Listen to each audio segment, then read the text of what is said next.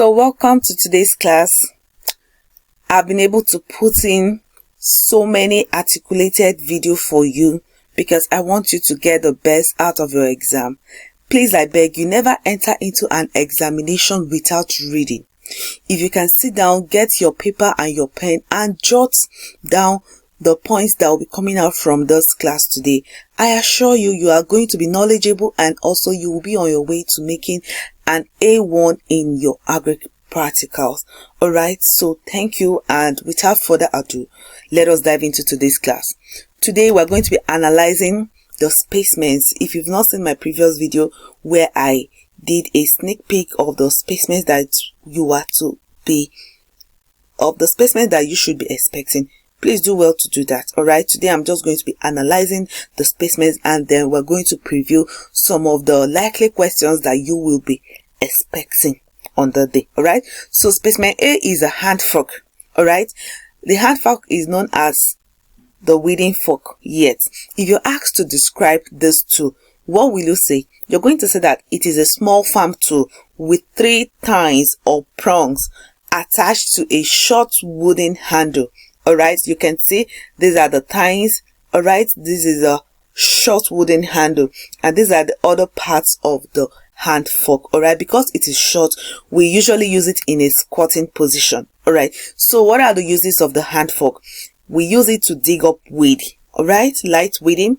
We use it to mix additives, such as when you want to mix soil and manure together. Alright, then we also use it to loosen the soil surface. We use it to break soil clogs and also for working manure into the soil. Alright, so that is it about specimen A. We move to specimen B. Specimen B is the garden fork. It is almost similar to the hand fork, but they are not the same. Alright, the garden fork is also known as the digging or the spading fork. Yes, because they also do this function. Alright, it is made up of 4 long metal tines, unlike the other one we saw, the hand fork that has 3 tines. This one has 4. Alright, and it also has a squared shoulder head. You can see this is a head. It is a square shoulder head. Alright, and it is attached to a long handle. Alright, the handle can be wooden or metallic or steel. It depends. Alright, so what are the uses of the garden fork? We use it to dig out stones from the ground. You can see this lady here pushing the garden fork into the soil in order to dig out stones from it. Alright, we also use it to load hay. Yes, hay is our food for animals. Alright, dry grass. Then we use it in loading manure, and also we use it in loosening of soil before transplanting is done. Now specimen C. Specimen C is a hand trowel. Alright, when you are asked to describe it, you say that this is a small hand tool made of short wooden or plastic handle. Yes, this is a wooden and this is a plastic handle. Alright, it has a scoop-like curved blade. Look at it. It is quite different from that of the hand trowel that the medicine people use. Alright, now what do we use this hand trowel for in the garden or on the farm?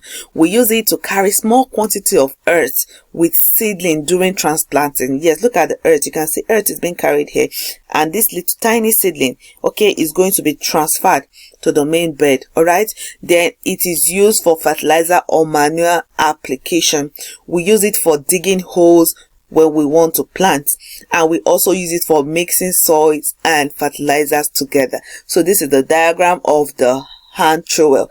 If you are asked to draw, this is the handle, alright, the blade and all of that. Well to get familiarized with that. Then specimen D is the knapsack sprayer. Alright, the knapsack sprayer is an agricultural tool used for the application of liquid materials on the farm.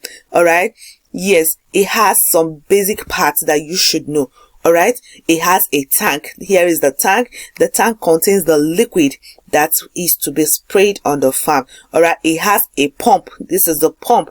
Alright, it has an airtight chamber on it, and it also has a spray nozzle. Look at the nozzle. Alright, the mechanism, this thing works by compressed air. Alright, we compress air into it, and when the pressure is sufficient enough, it forces the liquid out of the nozzle. Yes, the operator will keep pressing there is a lever here. Alright, he has to keep pressing the lever. Yes, the chemical or the liquid will then be forced out. Then use this. If you ask what are the uses of a knapsack sprayer, we can use it for the application of fertilizers, insecticides, herbicides, and also for watering vegetables, also known as light irrigations. Then you might be asked, what are the precautions to take when you are using a knapsack sprayer? All right, you should know that you should use protective clothing and equipment such as face mask, all right, and then an overall. All right, do not smoke or eat or even drink while you are spraying. Do not use it when it is windy. This is because the wind can carry the chemicals you are spraying from the target sites to where they are not needed. All right, imagine spraying a chemical on the farm, a herbicide, and then the wind carries it to a residential area or to where we don't need it. It can be disastrous. All right, so also do not spray it against the wind direction. After use, always wash your hands and keep yourself clean. All right, then never blow to clear the block nozzle. Never use your mouth to blow the nozzle. All right, so that is some of the precautions you should take note of. How do we maintain specimen A to D? If you notice, specimen A to D has been farm tools. All right, okay, you might be asked, how do you now maintain? All right, you clean, you wash and dry immediately after use. All right, you tighten loose parts, you oil or you grease or you paint the metallic parts to avoid rusting. You can sharpen the ones that have sharp edges. You can do well to sharpen them, and then you store them in a cool and a dry place. All right, so this picture is how you can maintain those equipment. Now, specimen E is the poultry dropping. This is simply the feces from domestically raised birds such as chickens, dogs, turkeys, etc. All right, this dropping serve as an organic manure because it contains so many nutrients that the plant needs for its growth and functioning. All right, some of these nutrients that the poultry droppings contain include nitrogen, calcium, magnesium, copper, zinc, chlorine, sulfur, potassium, and all of that. All right, so now the uses of the poultry dropping, like I said, is used for making compost manure. And of all the domestically raised birds, the chicken manure is the most highly sought after. Why? This is because it contains the highest amount of what we call the macronutrients that the plant needs. Yes, you know, we have the micro and the macro, and the macronutrients that the plant needs includes nitrogen, potassium, and phosphorus. That is the NPK. So it is very high in concentration in the chicken dropping. That's why don't be surprised when you see people always running after farmers to buy chicken droppings. Then specimen F is the cow dung. All right, this is the it is a waste of cow. All right, cow is a bovine animal like the water buffalo and all of the rest. All right, the cow dung is the undigested residue of plant or grass that the cow has fed on. All right, it can be used to incorporate when we are producing fertilizer. All right, and we also say that it provides plants with organic manure also. All right, other uses of the cow dung, we can use them as biogas, as manure or fertilizer like we've already said, and also as mosquito repellents. Oh yes, so let's head on to specimen G, which is the NPK fertilizer. All right, this fertilizer, unlike the manure, the cow dung and the chicken droppings, all right, which provide organic manure, this fertilizer provides the plant with inorganic manure useful for plant growth. All right, it contains the basic 3 macronutrients that I have talked about: the nitrogen, the potassium, and the phosphorus. All right, yes, in this. And here are the functions of this. All right, the nitrogen promotes growth in seeds and fruits. The phosphorus produces healthy flower in buds, roots, and also in fruits. All right, while potassium helps to sustain the overall growth of plants, and from their colors we can differentiate it. All right, nitrogen has it is whitish in color, okay, kind of gray whitish, while the phosphorus has a ashy kind of color. All right, and then the potassium has a brown reddy color. Look at it. All right, when they are mixed together you can't differentiate this. So that is it. Effect of constant use of specimen E and F. obviously because they are organic manure.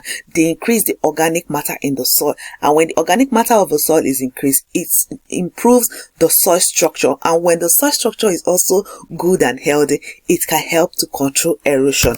All right. And then also effect of constant use of the NPK fertilizer, because it is an inorganic fertilizer. Constantly using of this can lead to what? Increase in the acidity content of the soil. All right. And when the soil is acidic, there are some plants that we do know well in this type of medium. All right. And because of that, it also destroys the organic matter in the soil. And once organic matters are destroyed, it can lead to destruction of the soil structure and also leave the soil prone to erosion. All right. The specimen H is lime water. All right. Lime, calcium carbonate. All right. This is not really a manure, but an additive we add into the soil. All right. To help to increase plant yield. It is also the function. All right. The aim is to help the plant to do well. All right. What are the functions of the lime water? It helps, like we've seen in the NPK fertilizer, that it increases the acidity of the soil. All right. When we apply lime water to it, it helps to what? To reduce the acidity of the soil by making the soil more alkaline or basic. All right. So it reduces the acidic content of the soil and make it into a basic form. All right. It can also serve as source of calcium to the plant. It improves water penetration for acidic soil and also improves the uptake of the macronutrient, which is the NPK. So that is it about that. The specimen I is the onion bulb. If you've been following me, I've talked about onion bulb in biology and so many other subjects that we have done. All right. The onion bulb is known as Allium cepa. So that is the classification.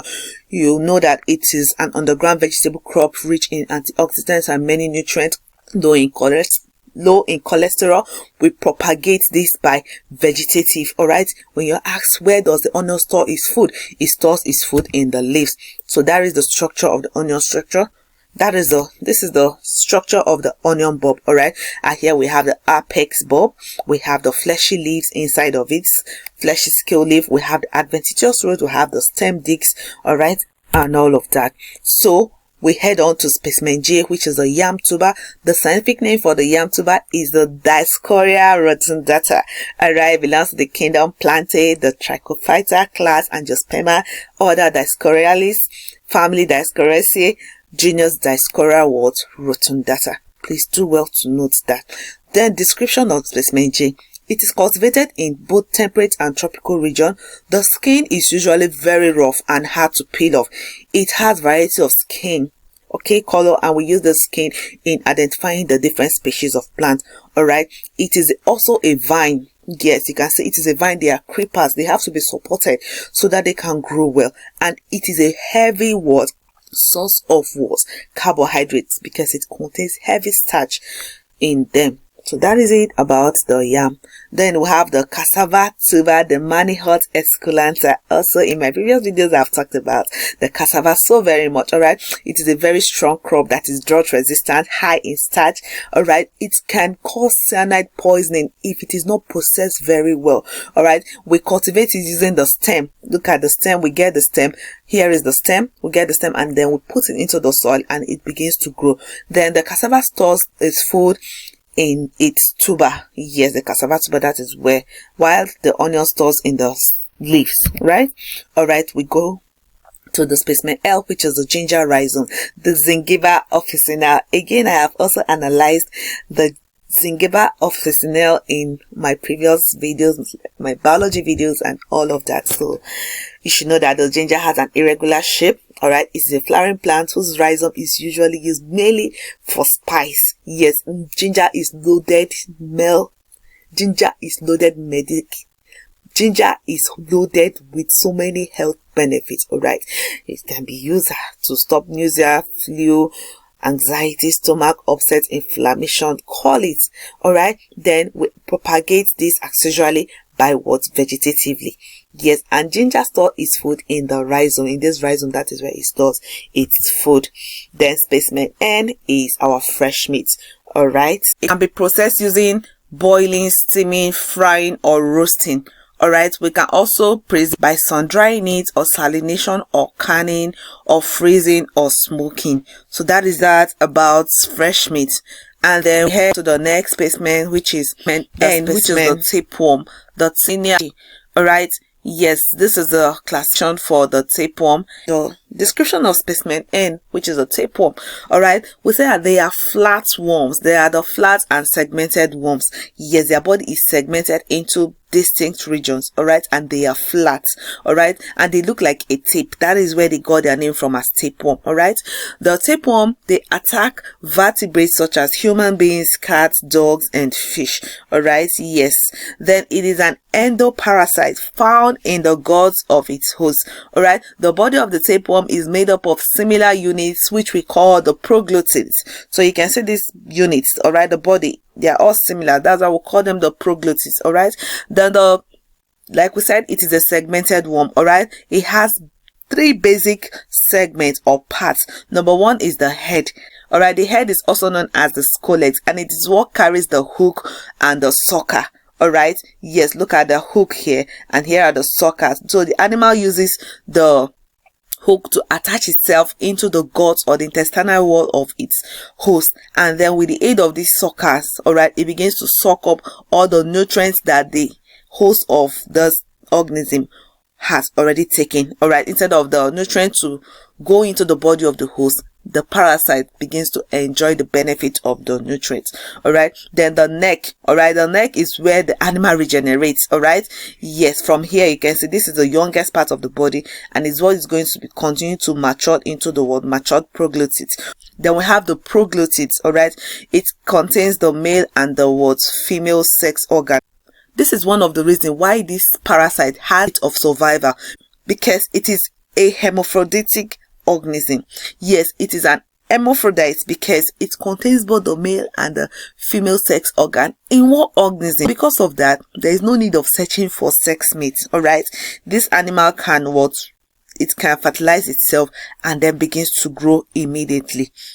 All right, so now the description yet again, it causes digestive problem including abdominal pain, loss of appetite, weight loss, stomach upset. All right, but the most visible symptoms of teniasis is you see the person when the person's stool is going to be passing this proglottis in the stool. Yes, so these are one of the symptoms of someone who has this infection, and you can see how long this worm can be. Very, very lengthy. Teniasis is an infection of humans with the adult tapeworm.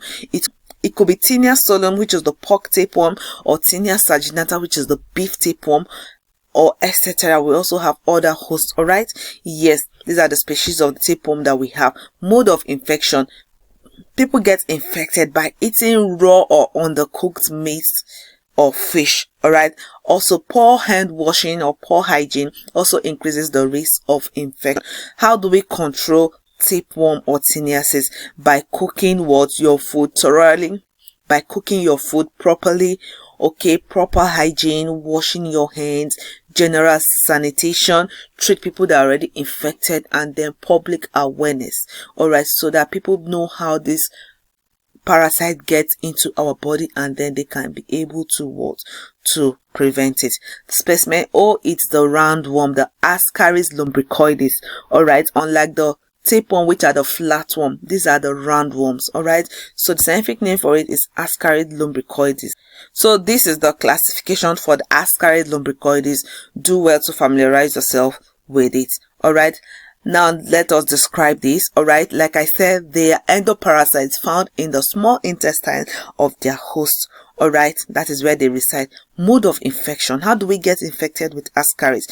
All right, the infection is spread through eating or drinking food that is contaminated with the eggs of this parasite. All right, when a person touches and swallows the fertilized eggs, it lays its egg in the small intestine of the host, and then when the person excretes, all right, the eggs are passed through the feces. All right, in places that lack adequate sanitation, people infected with Ascaris may defecate or poo outside, and sometimes the feces of humans are also used as fertilizers. So all these have predispose us into getting what? Infected with ascaris. Alright, and the disease that the roundworm causes is called ascariasis. Remember, the tapeworm causes tiniasis. Alright, symptoms of infection. Alright, people that are infected with ascaris lumbricoides tend to have abdominal pain, bloating, nausea, vomiting.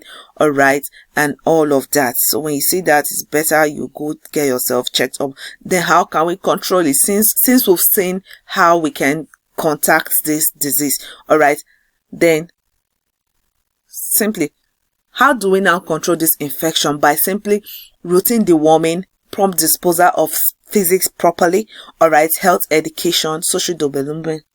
How do we control this infection? By what? Simply, we deworm, we dispose our waste properly, health education, and maintaining proper hygiene. Then specimen O is the ticks. Or the scientific name. The scientific name for the tick is known as the Ixodes scapularis, though we have several species of the ticks, but you can do well to master this and then classify it. Alright, the tick is a hard-bodied ectoparasite or external parasite living by feeding on the blood of its host. Alright, the host could be mammals, birds, and mainly animals with furs. Alright, there are nearly 1,000 species of ticks found all over the world, and they've been broken down into two main categories, which is the hard ticks and the soft ticks. Alright, the adults have oval or pear-shaped bodies, alright, which becomes engorged when the organism has fed on blood. Alright, it becomes so big and swollen. Alright, the body is divided into two segments, the head and the abdomen. It also has 8 jointed legs. You can see 4 here and 4 here. Alright, ticks locate its potential host by censoring or smelling the body heat or odor that comes out. The tick has 4 stages in their life cycle, namely the egg, the larva, the nymph, and the adult. And we've also said, because they are what? Hematophagous insects, meaning they feed on blood. Alright, this tick can be infected. Alright, they can be infected with bacteria, viruses, and parasites, and this means that when they now feed on their host, they can transmit some diseases caused by these pathogens. Alright, some of the diseases that the tick can cause is what we call the Lyme disease, the babesiosis, the Rocky Mountains, and all of that. So you can see I have a sample of what a Lyme disease is. Look at the babesiosis. Alright, that this is a Rocky Mountain, all caused by what? This organism, the tick. Alright, so that is what you should know and prepare yourself. I believe you got so much value from this class. Thank you for watching, and please, if you did and you got so much value, let me know in the comment section. And please also do well to like and subscribe to our channel, because on this space we bring you valuable and educating content.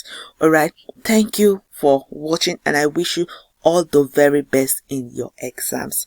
Till I come your way again, I remain Educator Ada. Bye bye for now.